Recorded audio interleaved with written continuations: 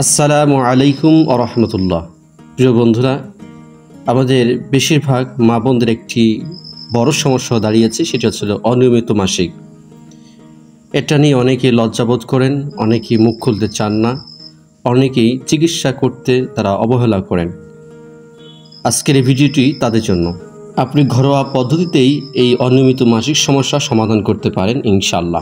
অল্প অল্প সাদা স্রাব হলে এবং তলপেটে ও কোমরে খুব যন্ত্রণা হয়, রক্তের সাথে কালো চাকা চাকা হয়, সেক্ষেত্রে 500 গ্রাম পানিতে 100 গ্রাম ওলট কম্বল গাছের ডাঁটা ভিজানো পানি এবং 50 গ্রাম গোলমরিচের গুঁড়ো মিশিয়ে মাসিক শুরুর 5 দিন থেকে দিনে খালি পেটে একবার 7 দিন পান করতে হবে।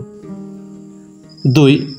নিশিন্দা পাতার ফুল ফল দ্বারা চা তৈরি করে দিনে একবার সেবন করলে অনিয়মিত মাসিক ও স্বল্প ঋতু স্বাভাবিক হয়। 3. ঋতুস্রাবের সময় তলপেটে ব্যথা হলে গাঁদা ফুলে চা পান করতে হবে 3 বা 7 দিন।